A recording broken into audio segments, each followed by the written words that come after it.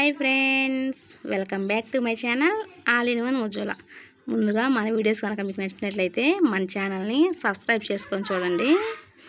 అందరూ కలిసి ఎక్కడికి వెళ్తున్నారు అనుకుంటున్నారా? ఈ సమ్మర్లో లాస్ట్ ట్రిప్ అండి. లాస్ట్ ఎందుకన్నా అంటే ఇక్కడ నుంచి స్కూల్స్ ఓపెన్ చేస్తారు కదా, అందుకని అందరం కలిసి కోటప్పకొండకి వెళ్ళాము. చూడండి కారులో నా కోడల పిల్ల నా కొడుకుని ఎలా కొడుతుందో.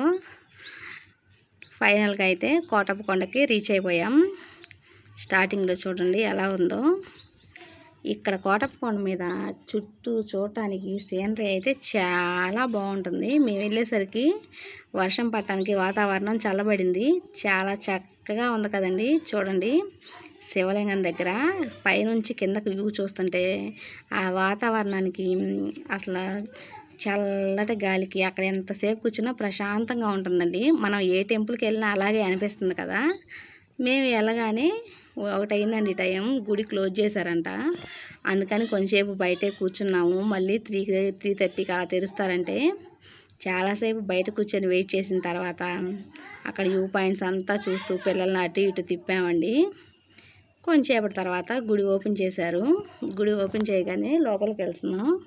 వెళ్ళేటప్పుడు మా మరదలు నేను మోకాలతో నడుస్తాను ఈ కొంచెం దూరం అని అడిగింది. మా వారైతే సరే రామ్మ అని చెప్పారు. తను చూడండి ఆ మెట్లన్నీ మోకాళ్ళ మీద ఎక్కిందండి దేవుడి దర్శనానికి. మేమైతే మామూలుగానే నడిచి వెళ్ళాం.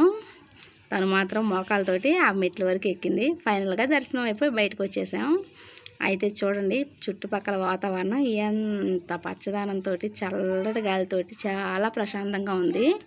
అక్కడ నుంచి రిటర్న్ అవుతుంటే కింద జూ పార్క్ అనిపించిందండి, జంతువుల్ని.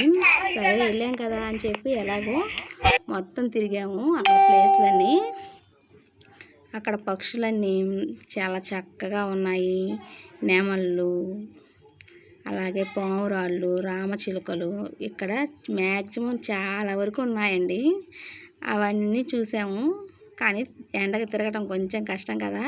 ఈ మధ్యలో మనం నడవడం తక్కువైంది కాబట్టి అలా అనిపించింది మాకు. అయినా తిరిగి జంతువులన్నీ చూస్తుంటే చాలా హ్యాపీగా అనిపించింది కదా.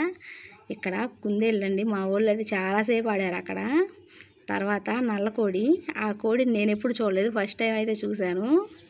అలా పావురాళ్ళు అవన్నీ చూసుకుంటూ చుట్టుపక్కల వాతావరణాన్ని చిన్నగా నడిచి వెళ్ళాము. ఇక్కడ నెమళ్ళండి ఇప్పుతాయని చాలాసేపు చూశాను. అవి అస్సలు గురి విప్పలేదు ఎంతసేపు చూసినా కానీ. సరేనని చెప్పి అక్కడ నుంచి ముందుకైతే వచ్చేసాము. వచ్చేసిన తర్వాత అక్కడైతే ఇదేంటో బల్లి అంటండి, చాలా పెద్దగా ఉంది. దాన్ని చూసాము. తర్వాత అక్వేరియం దగ్గరికి వెళ్ళామండి. అక్కడ రకరకాల ఫిష్లు, ఇక్కడ ఈ ఫిష్ ఉంది లేదు అనకుండా చాలా ఉన్నాయి. మా చిన్నోడికి చేపలంటే చాలా ఇష్టం. వాడి కోసమైనా సరే అక్కడ తీసుకెళ్ళాడు మా ఆయన. వాడు చేపలను చూసినంతసేపు చాలా ఆనందంగా ఫీల్ అయ్యాడు. మా ఆయన అయితే ఈ చేప పేరు ఇది, ఈ చేప పేరు ఇది అని చెప్పి పిల్లలకి ఎక్స్ప్లెయిన్ చేస్తూ చూపించాడు. నేనైతే వాటిని వీడియో తీస్తూ వాళ్ళ వెనకైతే తిరుగుతూ ఉన్నాను. చూడండి ఎలా చూస్తున్నారో. ఆ తర్వాత నేను కొంచెం ముందుకు వచ్చిన తర్వాత జానకాయల చెట్టు కాని వచ్చింది. వాటికి కొన్ని కాయలు పండు ఉంటే కోసుకొని తిన్నాం. టేస్ట్ అయితే సూపర్గా ఉంది.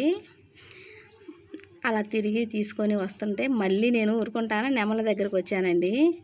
ఆ నెమలు మళ్ళీ చూస్తాను. మా ఆయనేమో రద్దు వెళ్దాం రా అన్నారు. నేనైతే కాదు అక్కడికి వెళ్ళి వస్తాను, మీరు పదండి బయటకు అని చెప్పి మళ్ళీ నెమలు చూడటానికి వచ్చాను.